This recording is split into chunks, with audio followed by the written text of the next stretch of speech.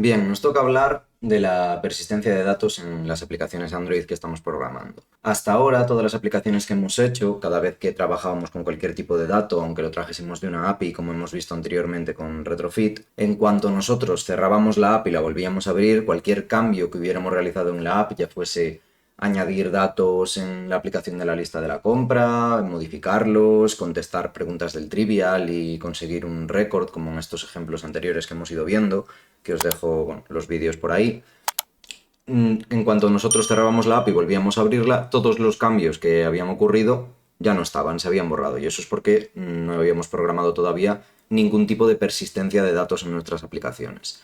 Vamos a ver dos formas diferentes de hacerla, una para crear bases de datos locales en el teléfono, de forma que lo que vamos a hacer pues es definir una pequeña base de datos con sus tablas, con sus relaciones si las tuviéramos o cualquier historia del estilo, para guardar los datos en ese formato de base de datos y así estar luego pues convirtiendo de filas de la base de datos a objetos Kotlin y viceversa, o trabajando directamente con datos simples, pero bueno, almacenándolos en una base de datos. Y vamos a ver también, más adelante, cómo almacenar también datos de preferencias a través de la interfaz Data Store, a través de los objetos Data Store, y cómo trabajar con estos archivos, que ya veremos más en detalle, pues que lo que hacen es generar un archivo que se guarda en la memoria del teléfono dentro de la propia carpeta que genera cuando creamos nuestra aplicación, cuando la instalamos, y básicamente eso son un archivo con pares clave valor, en el que vamos a poder solo almacenar datos simples de los que son pues, los típicos tipos primitivos de Java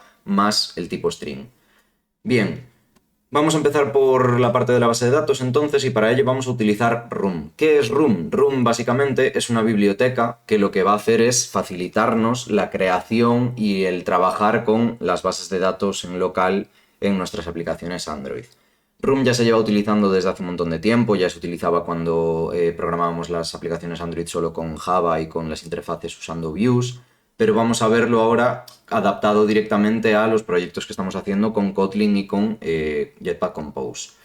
¿Qué ocurre con Room? Bueno, pues Room vamos a tener que hacer una serie de pasos para integrarlo. Ya veréis que no es muy distinto de integrar de como lo hemos hecho para integrar Retrofit. Tenemos que crear, bueno, insertar unas dependencias en el Gradle, luego inyectar las dependencias del propio uso de Room en el app container, etcétera. Pero bueno, vamos a ir paso a paso explicando cómo hacerlo y más adelante ya veremos cómo aplicarlo a un ejemplo conocido, como puede ser pues bueno, meterle una base de datos a la app de Trivial que hemos hecho, o meterle una base de datos a la de la lista de la compra, cualquiera de las que ya hemos hecho.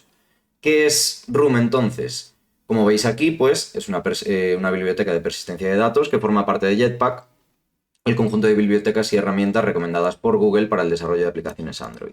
¿Existen otras alternativas a Room para generar bases de datos en Android? Por supuesto.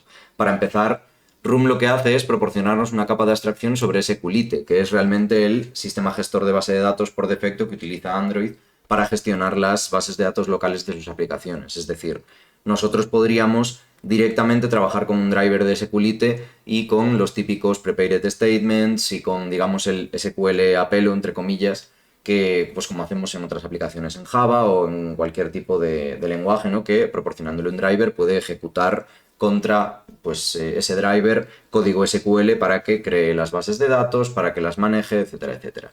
Sin embargo, Room lo que nos proporciona es nosotros olvidarnos de la gran mayor parte del código SQL, olvidarnos de los create table, olvidarnos de absolutamente casi todo, digamos el 95% del código SQL.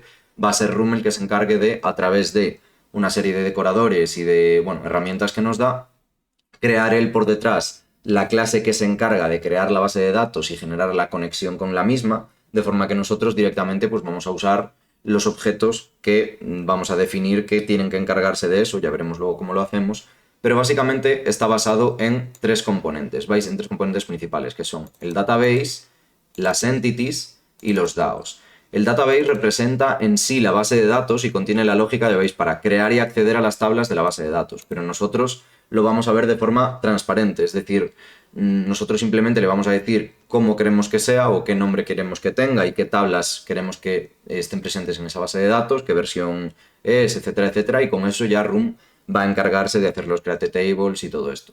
¿Cómo sabe Room cómo tienen que ser las tablas de nuestra base de datos? Pues en base a nuestras entities. Las entities van a ser clases Kotlin o Java, si lo estáis haciendo con Java, que representan cada una de las tablas de la base de datos y contienen pues la definición de las columnas y los tipos de datos de la tabla. Ya vamos a ver que mediante unos decoradores vamos a poder decidir qué atributo es primary key o qué atributo es foreign key de alguna otra tabla, etc. Y luego tenemos los DAOs, los Data Access Objects. Estos DAOs básicamente lo que van a hacer es definir las operaciones de acceso a la base de datos. Es decir, en el DAO lo que vamos a hacer es crear una interfaz y una clase que la implemente, en la que vamos a decirle pues qué acciones queremos poder hacer contra esa tabla en concreto. Puede ser un insert, unos updates, unos deletes, una serie de queries, es decir, unos cuantos select, que puede ser uno solo, pueden ser varios. No hace falta añadir todas, simplemente las que estamos seguros de que vamos a querer utilizar. Si os suena un poco toda esta historia, pues porque a lo mejor habéis trabajado con Hibernate, que es también un framework de mapeo objeto relacional que tiene también Java, y ya veis que la estructura y los componentes principales, por así decirlo, son bastante parecidos. De hecho, vais a ver más adelante de que, si ya habéis trabajado con Hibernate, la lógica e incluso la sintaxis de cómo utilizar Room es bastante parecida. ¿Dónde está la gran diferencia si habéis trabajado con Hibernate en un proyecto Java a la hora de aplicar Room ahora con Jetpack Compose y con Kotlin? Además de, por supuesto, que aquí vamos a usar Kotlin. La diferencia principal va a estar sobre todo en que lo que vamos a hacer es inyectar todo esto como una dependencia en nuestra aplicación, definirlo también en nuestro app container y hacer que todo siga su curso normal de ejecución para que la aplicación pueda crear la base de datos en el momento en el que tiene que crearla, la aplicación pueda acceder a ella de la forma en que tiene que acceder a ella. Ya veréis que de hecho para ejecutar casi cualquier, quitando un par de excepciones, casi cualquier operación contra la base de datos va a ser una suspend fun, es decir, vamos a tener que ejecutarla en un contexto de una corrutina, como ya hemos visto en los ejemplos de retrofit y cosas por el estilo, y vais a ver que esa parte de tener que inyectarlo como una dependencia y todo esto también nos va a ocurrir con el otro tipo de persistencia que hablábamos, con el data store. Pero bueno, vamos poco a poco. Aquí tenéis un pequeñito esquemita sacado directamente de la documentación oficial de Google, de cómo es básicamente pues, el resto de la app, lo tenemos aquí abajo.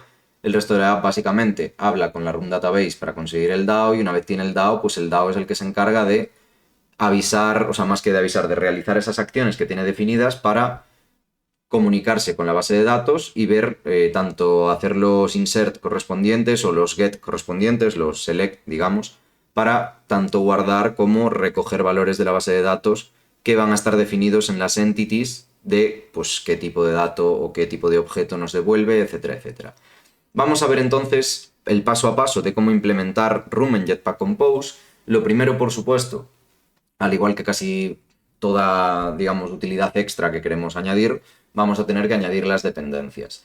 Actualmente, para añadir las dependencias, vamos a utilizar KTS. Es posible que esto, si veis el vídeo, pues, yo que sé, dentro de unos meses o algo así, puede ser que las versiones sobre todo hayan cambiado, pero tened en cuenta que hay que añadir varias cosas. En primer lugar, en el build Gradle, a nivel de proyecto, ojo, no a nivel de módulo, acordaos de que tenemos los dos archivos, hay que añadir al apartado de los plugins este plugin. Le ponemos el ID y le ponemos esta versión.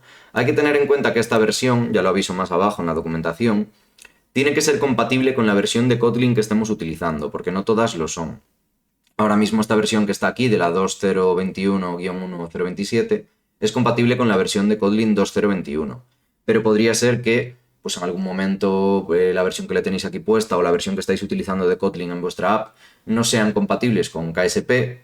KSP es el sustituto de KPT, si lo habéis utilizado. Básicamente lo vamos a utilizar para traernos Room directamente. Y el tema es que tienen que ser las versiones compatibles. Podéis buscar en la documentación oficial las versiones que son compatibles unas con otras, si es el caso de que no estáis utilizando estas, y ya debería ser suficiente. Además de añadir esto a nivel de proyecto, a nivel de módulo tenemos que añadir también el KSP a los plugins, porque luego en las dependencias vamos a añadir la implementación de Room Runtime, de Room KTX y el KSP del Room Compiler, del compilador de Room. Ya os he puesto aquí la aclaración de que KSP es una API simple y potente para analizar las anotaciones de Kotlin, y Room ya veréis que utiliza un montón de anotaciones. Y ya, bueno, ya os pongo aquí que la versión utilizada de KSP debe ser compatible con la versión de Kotlin que se esté utilizando. Lo primero que vamos a hacer una vez tenemos las dependencias de Room integradas va a ser definir nuestra entidad, nuestras entities. Si tenemos una, y si tenemos varias, pues varias. En este ejemplo vamos a trabajar con una base de datos que solo tiene una única tabla, muy sencillita, una tabla de usuarios, que como veis aquí es un data class, user, o el nombre que le queramos dar, y encima la anotamos con @entity y le ponemos table name users en este caso. Este table name va a ser el nombre de la tabla en la base de datos. Después, una vez definimos lo que es el constructor primario de nuestra data class, pues dentro del constructor, como sabéis, van los atributos que a su vez van a ser las columnas de nuestra base de datos. Si nosotros directamente lo ponemos así, pues va a coger como nombre de cada columna el nombre que nosotros le demos a la val o a la var.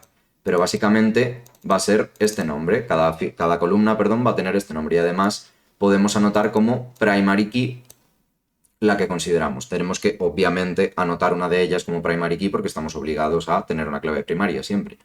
Es importante también saber que podemos, por supuesto, crear primary keys autoincrementales, podemos también crear foreign keys, vamos a ver algún ejemplito de ellos, pero básicamente esto sería como la versión más sencilla, ¿no?, de crear una entidad para definir una tabla en nuestra base de datos. Aquí tenéis también un pequeñito ejemplo de lo que serían los entity files, que son pues cada una de las columnas, cada uno de los atributos o de las propiedades que nosotros definimos en nuestro data class, y las entity instance, lo que serían las filas de la base de datos, van a ser cada uno de los objetos que se creen de este data class. Obviamente, cada vez que creamos un objeto vamos a tener que hacer un insert.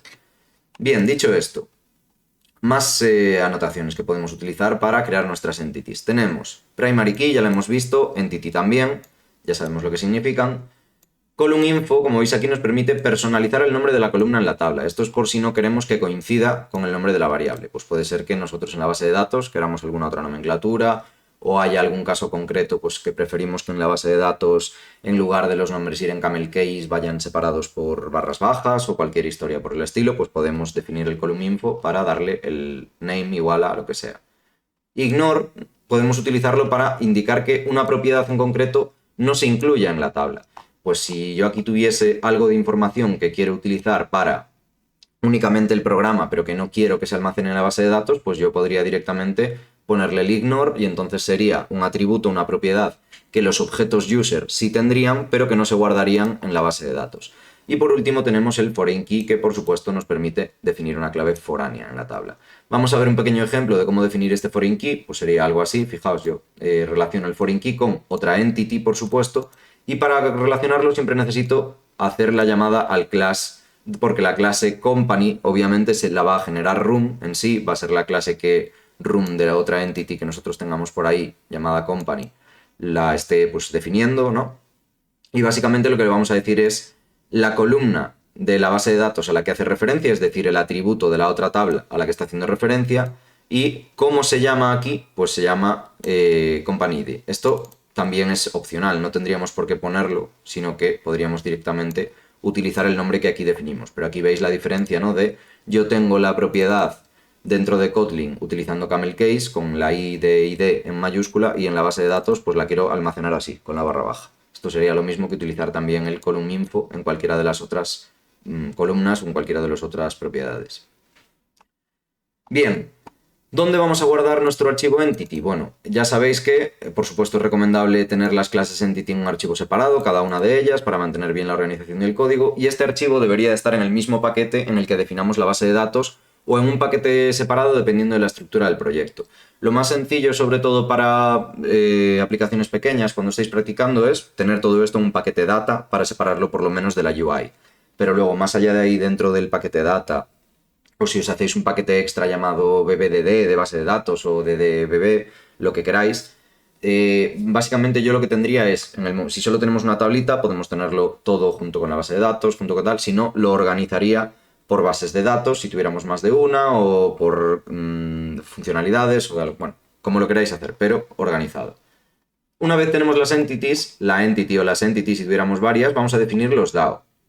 La interfaz DAO ya hemos visto lo que hace, define las operaciones de acceso a la base de datos y básicamente se encarga de esto, es decir, el DAO es como el intermediario entre la base de datos y el resto de la aplicación, es donde van a estar definidos pues esas acciones que yo puedo realizar contra la base de datos. Para definir un DAO en Room, lo que vamos a hacer es crear una interface anotada con DAO, que contenga las operaciones que queremos hacer. Pues ya veis aquí, tengo un @DAO, interface user DAO y tenemos pues getUsers, que es un select all from users. Básicamente esto es una función que me va a devolver una lista de objetos user. Tenemos el @insert con insert user, que le llega un objeto user y lo que va a hacer es insertarlo en la base de datos, el update para actualizar y el delete para borrar. Hay que decir que puede ser que a veces nos interese que el select, en vez de devolver una lista de usuarios, nos devuelva un flow de una lista de usuarios. Todo esto depende de si queremos que, bueno, de cómo queramos manejar la recomposición, sobre todo en nuestros composables, para, pues, si ocurre algún cambio en la base de datos del que está pendiente de alguna forma el viewModel, pues que directamente la interfaz, si detecta ese cambio en el flow, pues directamente no tengamos nosotros que hacer ninguna acción, sino que actualice y recomponga la interfaz con los nuevos valores de la base de datos. Hay que decir que aquí no están definidas, pero luego ya veremos que todas estas van a ser suspend fun, es decir, van a ser funciones de suspensión que tenemos que realizar dentro de un, como decíamos antes, dentro de un contexto de una corrutina. Bien, ya veis aquí, bueno, pues la definición de cualquiera de las anotaciones, pero yo creo que se entienden bastante bien. Las @queries son para consultas, insert para insertar, update para actualizar y delete para borrar, no tienen mucho más. ¿Dónde tenemos que guardar la interfaz DAO? Bueno, pues en el mismo paquete también que la base de datos, en un paquete separado dependiendo de cómo tengamos estructurado el resto, pero por supuesto deberían ir de la mano con su entity. La entity que, pues userDAO debería ir con el data class de user que define cómo es esto básicamente. Vamos, una vez tenemos ya nuestros DAO y nuestras entities, ya digo, en este ejemplo solo estamos usando una, pero podríamos tener varias, vamos a definir la base de datos. La base de datos básicamente va a ser también una clase abstracta, porque no nos interesa normalmente poder crear objetos de ella, sino que vamos a tener pues alguna variable que recuperar o algo así que represente la base de datos, ya lo veremos más adelante con un ejemplo real, pero lo que nos interesa sobre todo es definirla con el decorador @database. Y aquí dentro de los paréntesis, para cada base de datos lo que vamos a pasarle es una lista de entities, un array, como veis aquí. Aquí solo tengo una, pero si yo tuviera más, pues después del class le pondría una coma y le iría añadiendo pues todas las entities que tuviese esta base de datos. Básicamente aquí le estoy diciendo cuáles son las tablas que va a haber en mi base de datos y además le vamos a pasar la versión. Si yo ya fuese una aplicación que tengo en producción y hago alguna modificación en la base de datos o lo que fuese y tal, pues tengo que ponerle que esto es una versión nueva, básicamente para que a la hora de instalar de nuevo lo que haga sea actualizar la base de datos y tal. Y ya se encarga Run de intentar no perder los datos, porque, pues, bueno, ya sabéis que cuando cambiamos el esquema y cambia el estado también de la base de datos, pero bueno. Como veis, pues tenemos ahí AppDatabase, que hereda de Run Database y que por supuesto es abstracta y tiene una abstract fun userDAO porque va a, por supuesto, tener el DAO disponible para poder comunicarse con el resto de la aplicación. Ya veis que, pues como decíamos, la clase AppDatabase representa una base de datos con la tabla de usuarios y el DAO userDAO. La notación database la utilizamos para indicar que la clase es una base de datos de Rumi para especificar las entidades y la versión. La AppDatabase debe ser abstracta y debe extender de Run Database y también debe contener una función abstracta que devuelva al DAO correspondiente con esta tabla o, si tuviese más tablas, pues tendría una función más por cada DAO, ¿no?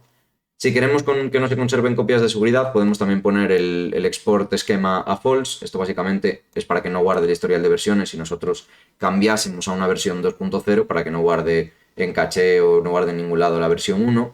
Y es interesante, como decíamos, como esta clase es abstracta y la función también, crear dentro un companion object volátil, porque lo vamos a utilizar siempre en un entorno de corrutinas, que tenga la instancia de la base de datos. Entonces, por defecto, vamos a tener esta instancia que puede ser nula. ¿Cuándo va a ser nula? Pues cuando instalamos la aplicación por primera vez.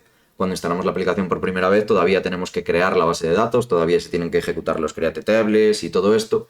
Entonces, básicamente lo que vamos a tener es una función getDatabase que trabaja un poco como si fuera pues, un singleton sincronizado, ¿no? Básicamente lo que tenemos es a getDatabase le tiene que llegar un contexto, vamos a tener que poder acceder a la base de datos pasándole un context, pues o bien desde una application, es decir, una clase que herede de application, o una clase que herede de activity, normalmente lo haremos desde application, y básicamente esto lo que hace es devolver la instancia, pero en caso de que sea nula, abre un bloque sincronizado que lo que hace es, con una val instance, llamar a Run y al database builder para crear la base de datos, porque si es esta instancia nula, quiere decir que la base de datos todavía no ha sido creada. Entonces lo que está haciendo aquí es Run con su database builder a través del contexto para saber en qué contexto tiene que crearla, en el contexto de la aplicación en este caso, va a partir del appdatabase.java crear la appdatabase. esta app database, que es el nombre de nuestra base de datos, que aquí podemos pasarle otro, ¿no? Llamamos a build y después con also también podemos reinicializar la instance para que coja el valor que devuelve el build una vez se ha generado la base de datos, de forma que, aunque esto nos devuelva instance en caso de que sea nulo, la próxima vez que se llame a getDatabase, instance ya está inicializado y ya no tenemos que volver a pasar por todo esto. Bien, una vez hecho esto, ya podríamos nosotros desde otro archivo, preferiblemente desde la inyección de dependencias, llamar a getDatabase para coger nuestra conexión con la base de datos. Vamos a ir viendo poco a poco entonces cómo funciona todo esto. El archivo de la database, por supuesto, es recomendable tener la clase database en un archivo separado para mantener como siempre la organización y debería estar en el mismo paquete que los entity y los DAOs, o en un paquete por separado si queréis, si tuviésemos varias entities y varias DAOs y lo tuviésemos organizado de alguna otra forma, pero acordaos que todos estos archivos que hemos visto hasta ahora desde luego deberían estar al margen de todo lo que tenga que ver con UI, es decir, en un paquete data o en un paquete BBDD, como decíamos antes, pero nunca dentro del paquete UI. Sobre la notación volátil tenéis aquí una pequeña aclaración. Algo volátil pues quiere indicar que la variable instance es volátil, esto quiere decir que su valor puede cambiar en cualquier momento.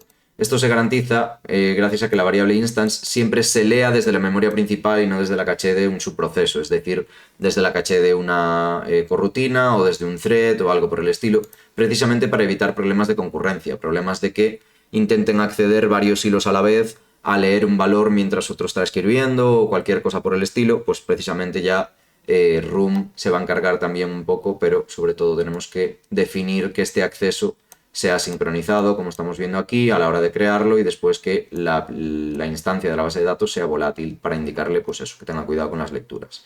En general ya veis que las variables volátiles se utilizan para garantizar la coherencia en memoria en entornos multiproceso o multihilo. En nuestro caso lo que tenemos es un entorno que lo que va a tener es el que va a ser usado desde varias corrutinas, ¿no? Básicamente.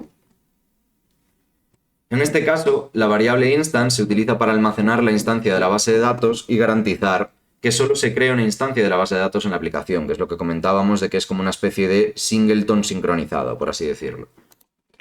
Por último, además, como decíamos, esto se utiliza un bloque synchronized a la hora de crearla para garantizar que solo se cree una única instancia de la base de datos en entornos multiproceso multihilo, porque si no podríamos tener el problema de que varias corrutinas intenten acceder a la vez a la base de datos con Room y si todavía no existía, que varias subrutinas, ¿no? Entrasen a la vez a intentar crearla. Una vez tenemos todo esto hecho, vamos a implementar un repository que se encargue precisamente de hacer de intermediario entre la capa de datos y la capa de presentación, o la capa de UI, como le queráis llamar. Y este repo lo que va a hacer es pues, lo mismo que teníamos con el repositorio en el caso de Retrofit, ¿no? Vamos a hacer básicamente que desde aquí se generen las mismas funciones que tiene el DAO para poder acceder a ellas a través del repositorio en lugar de acceder al DAO directamente. Es una implementación del DAO, básicamente. Entonces, podemos primero definir una interfaz con las funciones que tiene que tener el repositorio y aquí es donde os decía que podemos decidir si esto devuelve directamente una lista de usuarios o un flow de una lista de usuarios. Podemos definirlo así, aunque en el DAO esté definido como una lista, no hay ningún problema, ¿vale? No nos va a suponer ninguna diferencia. Y básicamente lo que tenemos aquí es una suspend fund para el insert, para el update y para el delete. Aquí es donde definimos si estas funciones son suspend o no. Ya os adelanto que en general, para insertar, actualizar y borrar, deberían ser suspend siempre, precisamente para que esas actualizaciones, inserciones o borrados se realicen en un entorno de una corrutina para que pues, no ocurran cosas como estar dos hilos a la vez actualizando el mismo valor o borrando el mismo objeto y que la segunda vez, o sea, digamos el segundo hilo que intenta entrar en el delete diese un error porque encuentra que ese objeto ya está borrado o cualquier error parecido, ¿no? Por último, ¿qué ocurre aquí con getUsers? ¿Por qué getUsers no hace falta que sea suspend? Bueno, porque ya es un flow. Si no fuese un flow, sí que debería de ser suspend el getUsers también. No es estrictamente necesario, pero sí recomendable. Pero bueno, podríamos tirar sin que fuese suspend también, básicamente la query, ¿no? Ya digo, la decisión de que esto sea un flow o no depende completamente de cómo queremos tratar la recomposición nosotros en la vista, en la UI. Lo normal sería, en principio, que sí que lo fuera por si ocurre algún cambio pues desde otra subrutina, desde otra corrutina que se haya insertado un nuevo dato y estamos en la vista, digamos, de la lista de los datos pues que eso no tengamos nosotros que a mano ver si se ha actualizado o no, pero ya digo que un poco dependiendo de cada caso. Bien, como decíamos, esta es una interface también, es un repository, es la interface del repository para ver qué acciones, qué funciones tenemos que implementar. Podemos ahorrárnosla y directamente implementar las que tiene el DAO, pero no está de más definirlas para luego implementarlas y tener todo el rato claro qué es lo que vamos a hacer. Bien, una vez tenemos la interface hecha, esto sí que lo podemos hacer en el mismo archivo, no es necesario separar esta interface de esta clase, pero un poco a gusto del consumidor.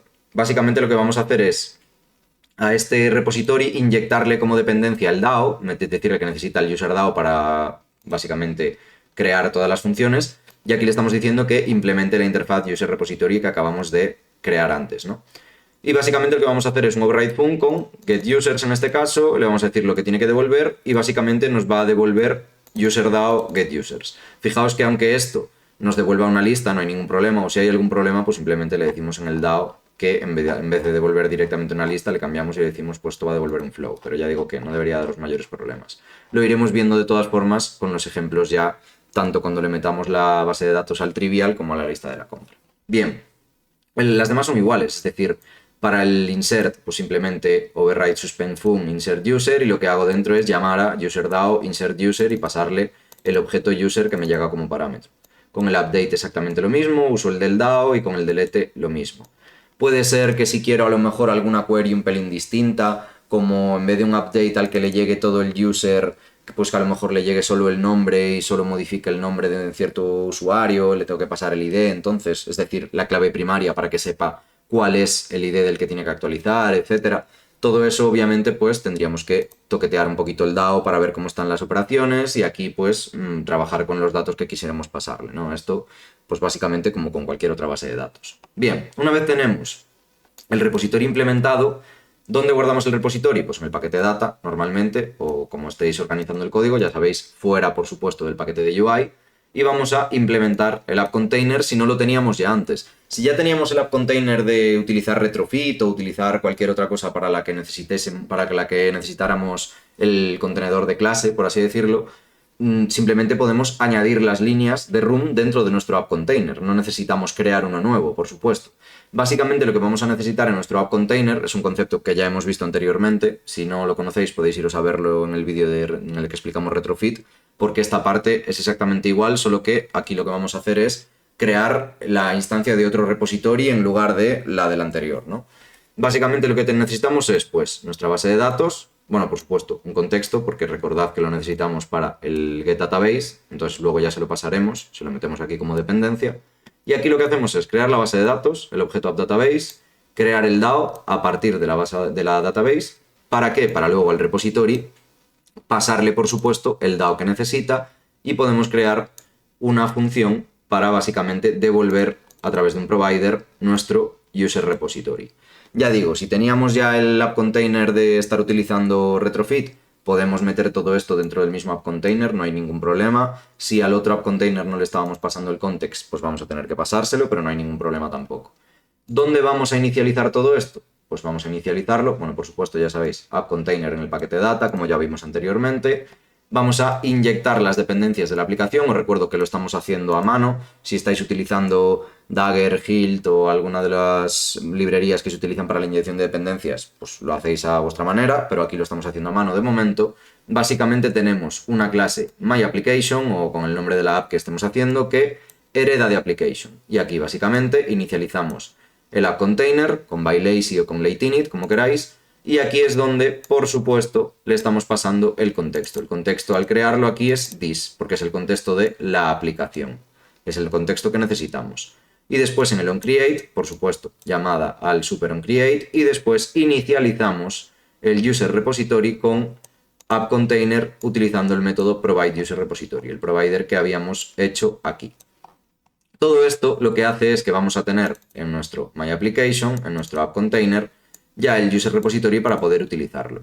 ¿Cómo lo utilizamos entonces? Pues básicamente, bueno, por supuesto ya sabéis que la application va en el paquete application, es decir, va a la altura de donde está nuestra main activity, debería estar en la misma altura, porque representa lo que es una clase que representa nuestra aplicación.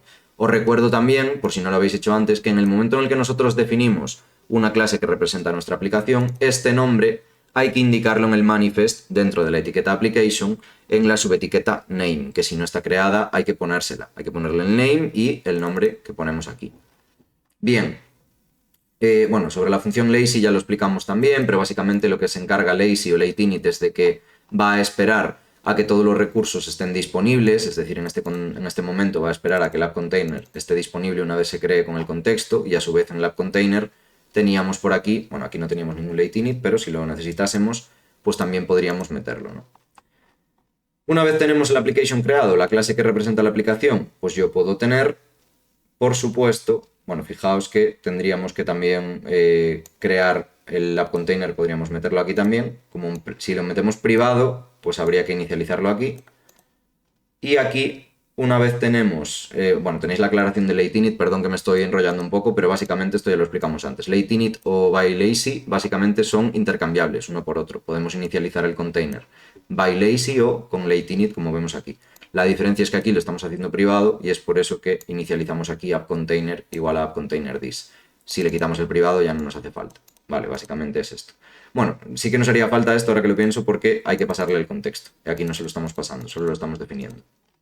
Bien, una vez, como digo, hemos hecho o bien esto de aquí, pero desde luego ya tenemos nuestra clase application, que hereda de application y que inicializa nuestro contenedor de dependencias, vamos a acceder a la base de datos desde un viewModel, por supuesto. No vamos a acceder directamente desde los composables, sino que pues nosotros tendremos nuestro viewModel que va a necesitar pues nuestro class userViewModel como dependencia el user repository para poder utilizarlo. Obviamente, hereda de viewModel y vamos a tener un valUsers, que es un flow de una lista de usuarios que lo vamos a sacar de getUsers as flow.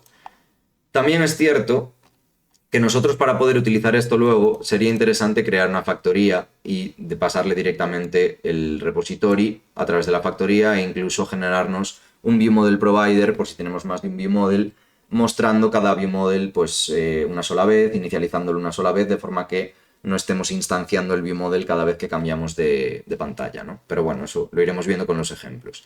Por supuesto, el viewModel dentro del paquete UI y nos quedaría una cosa así. Fijaos, tenemos un viewModel que tiene como dependencia el user repository, que tiene una val directamente para leer de getUsers todos los usuarios, y además tenemos una función insertUser, updateUser y deleteUser. Fijaos que todas lo que hacen directamente es llamar a user repository y a su función correspondiente. Pero si os fijáis, todas, aunque reciben un user, tienen que ejecutarse en un viewModel scope.launch, es decir, en un entorno de una corrutina. Esto va a hacer que al hacer que esto se ejecute así, pues directamente genere una corrutina para realizar la inserción, la actualización o el borrado. Decir que si no lo hacemos así, si no lo metemos aquí, también podemos definir esta función como suspend y hacer que la coroutine tenga que definirse en el composable dentro de una coroutine scope. Pero bueno, pues lo que más rabia os dé, una cosa o la otra. Pero sí o sí tienen que ejecutarse en un entorno de una coroutine. Dicho esto, bueno, ya os explicamos aquí un poquito todo esto que acabo de decir, ¿no? Sobre los datos al guardar, borrar o actualizar, que tienen que realizarse dentro de un bloque de viewModel scope para garantizar que se realicen de forma segura y eficiente. Básicamente para evitar las lecturas sucias y las actualizaciones de varios hilos a la vez sobre el mismo dato y cosas por el estilo, ¿no? Para básicamente evitar problemas de concurrencia. Bien. Una vez tenemos hecho eso, ¿cómo observamos los datos desde la capa de UI, desde nuestros composables? Pues básicamente, como siempre, tenemos nuestro viewModel, colectamos nuestro viewModel y ya podemos utilizarlos como cualquier otro dato.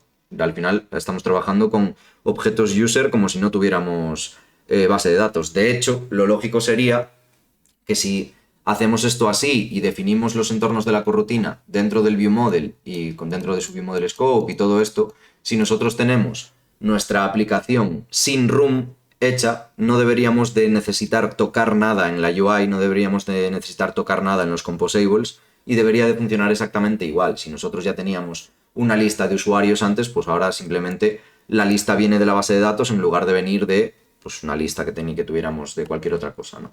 Ya digo, aquí como tal ya veis que estamos colectando de forma normal, pero no deberíamos ni de haber tocado nada.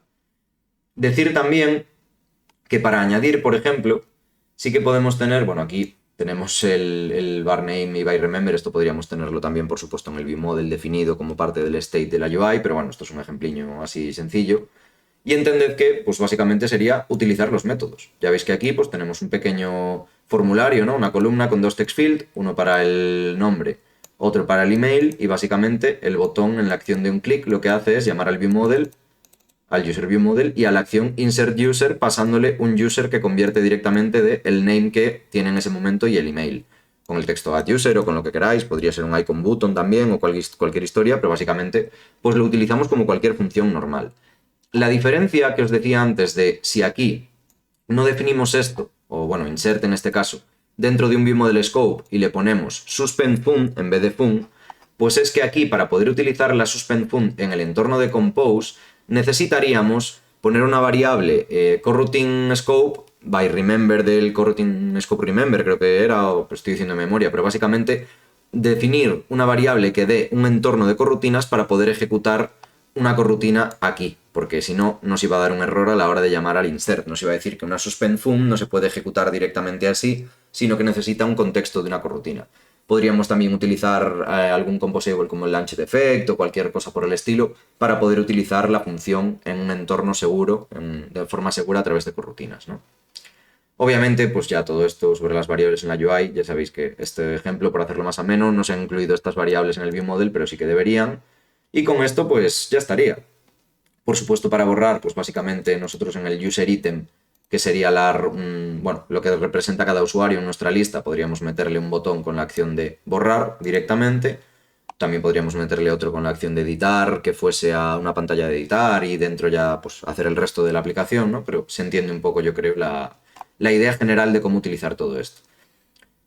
Nada más. Con respecto, bueno, por supuesto, para utilizar el borrado tendríamos que, en la lista que hacíamos antes, crear user items en vez de directamente objetos text con el código de, bueno, con los datos de usuario, ¿no? Y poco más.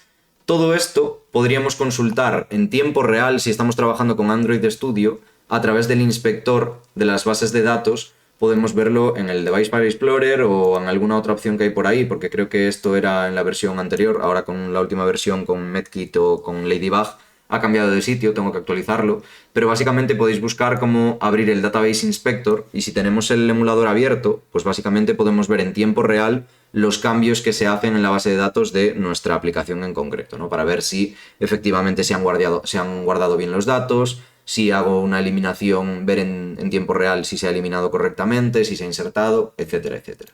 Y ya digo, esto sería cómo gestionar bases de datos, cómo crearlas y cómo gestionar los datos con Room en aplicaciones en las que estemos utilizando Kotlin y Jetpack Compose. Lo siguiente que veremos será la parte de persistencia, pero de preferencias con Data Store, que ya os decía que es el otro tipo de persistencia de datos que vamos a ver, pero eso será en el siguiente vídeo.